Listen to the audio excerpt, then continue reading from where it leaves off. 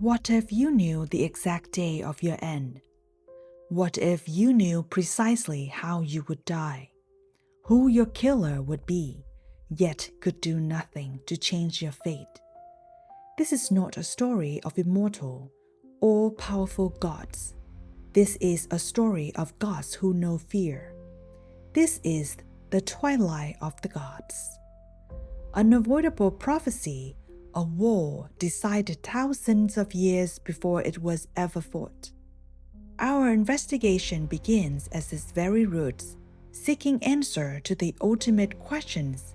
What specific events set the doomsday machine in motion?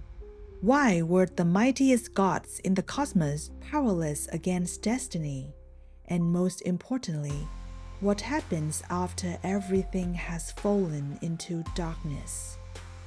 This is the case file of Ragnarok, the war that ended one world only to begin another.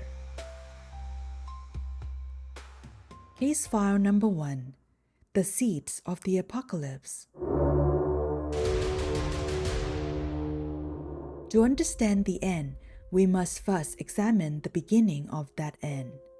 Ragnarok was not a sudden event.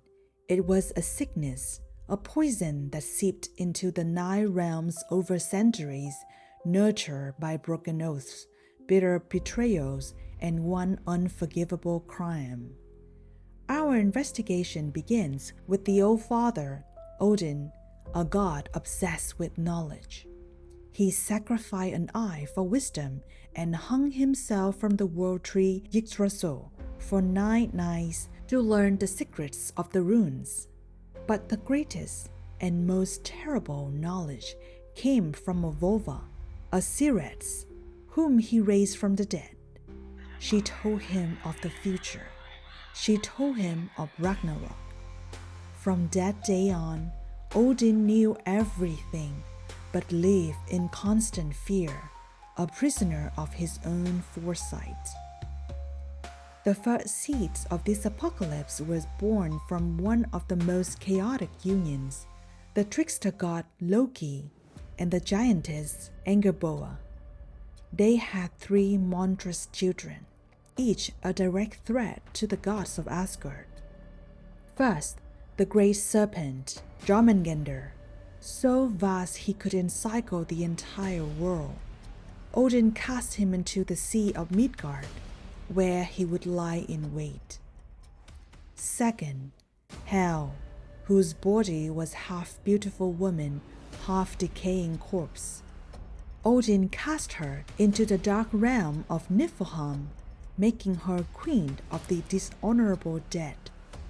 And third, the most feared of all, the wolf, Fenrir. The gods knew Fenrir was destined to devour Odin himself. Terrified, they tried to contain him. Twice, they chained the wolf with mighty fetters, and twice he broke them with ease. For their third attempt, they had the dwarfs forge an impossible chain, Gleipnir. It was as thin as a silk ribbon, but made from impossible things. The sound of a cat's footfall, the bier of a woman, the roots of a mountain. To trick Fenrir into being bound, the gods challenged him to break this ribbon. But the wolf was no fool. He sensed deceit. He agreed, but only if one of the gods would place their hand in his mouth as a pledge of good faith. Only one god was brave and honorable enough, Tyr, the god of war. As the ribbon tightened and Fenrir realized he was trapped, he snapped his mighty jaws, severing Tyr's hand. The oath was kept, but at a terrible price. The seeds of betrayal had been sown, but the true catalyst, the point of no return, came from the architect of these woes himself, Loki. He was not always a pure villain.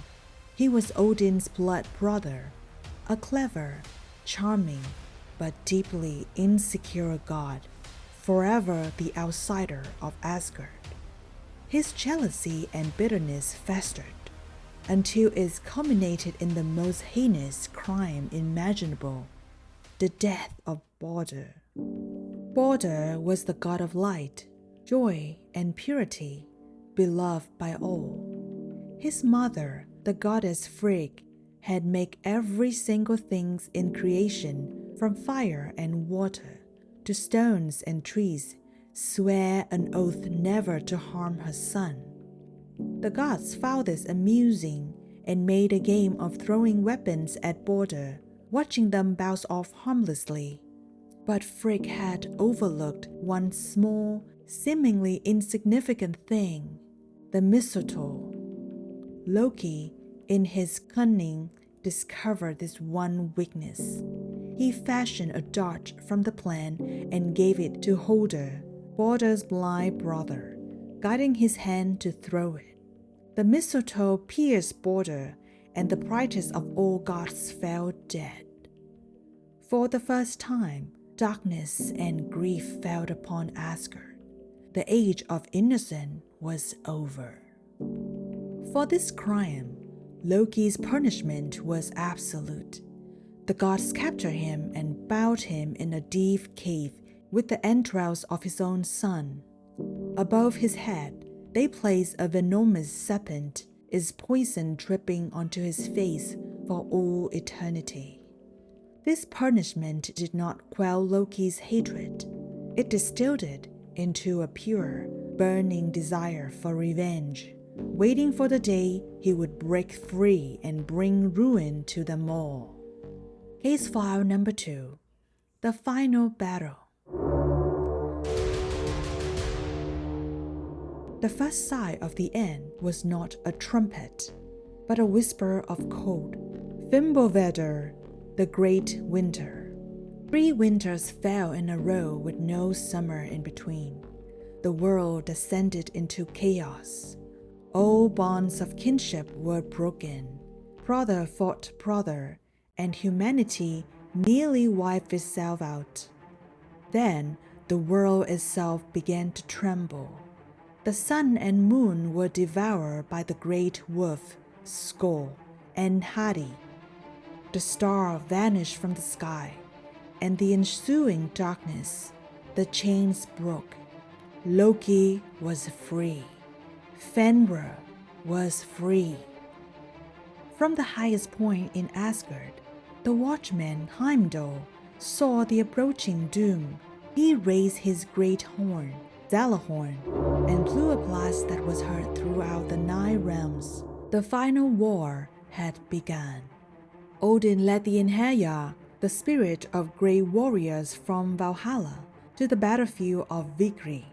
From the seas, Jormungandr thrashed, causing massive floods. From the south came the fire giants, led by Surtur, and from the underworld, Loki led an army of the dead, sailing on a ship made from the fingernails of corpses. The battle was a series of fated, inescapable duels. Odin, the Old Father, rode headfirst to meet his destiny, the grey wolf Fenrir. He fought valiantly, but the prophecy held true. The king of the gods was devoured whole by the monstrous wolf. Thor, the god of thunder, faced his own arch-nemesis, the world serpent Jormungandr. With a mighty blow from his hammer, Mjolnir, he crushed the serpent's head. But as the beast died, it spilled its venom upon him. Thor stumbled back 9 paces and then fell, dead. Freyr, the noble god of fertility, who had given away his magic sword for the love of a giantess, faced the fire giant Surtur with only an antler. He was one of the first to fall. The final, bitter rivalries were settled. Heimdall, the Watcher, and Loki, the Trickster, charged at one another, each dealing a mortal blow to the other. They fell together, their ancient enmity ending in mutual destruction. Tyr, the one-handed god, fought Gamma, the howl of hell, and they too killed each other. With the gods fallen, the giant Surtur unleashed his purpose. He swung his flaming sword, setting fire to the world tree Yggdrasil. Flames consumed the 9 realms. The earth shuddered and sank beneath the boiling sea. Silenced. Darkness. The end. Case file number 3. The Dawn After Twilight. In Norse mythology, the end is never truly the end. After the fire and the flood, slowly, a new world began to emerge from the sea, green and beautiful. The sun had a daughter just as radiant as her mother, who took her place in the sky. A new generation of gods survived. Odin's son, Vidar and Vali, and Thor's sons, Modi and Magni, who inherited his mighty hammer, Mjolnir. Most miraculously, Baldur, the god of light, and his blind brother, Hodor, returned from the land of the dead, their past sins forgiven. They gather on the field of Ida, where Asgard once stood, and humanity was not lost. 2 humans, Liv and Lifarsir, had hidden themselves within the trunk of the world tree Yggdrasil, surviving the devastation. They would emerge to repopulate the new fertile earth. The new gods, searching the grass, found the golden chess pieces that the old Aesir gods used to play with. The game was over, but the pieces were there, ready for a new game to begin. So, was Ragnarok truly an end, or was it a necessary purge, a violent, cyclical act of destruction and rebirth? The tragedy of the Aesir gods was not that they lost the world. Their tragedy was that they knew they would lose, yet they marched into battle anyway, not to win, but to meet their destiny with honor. The story of Ragnarok is a grim reminder that even in the darkest twilight, the seeds of hope and a new dawn have always been present. What do you think? Is fate truly inescapable, or is our only choice how we decide to face it? Let me know your thoughts in the comments. Thank you for joining me today in the alley. Don't forget to subscribe so we can explore more mysteries and legends together. Bye.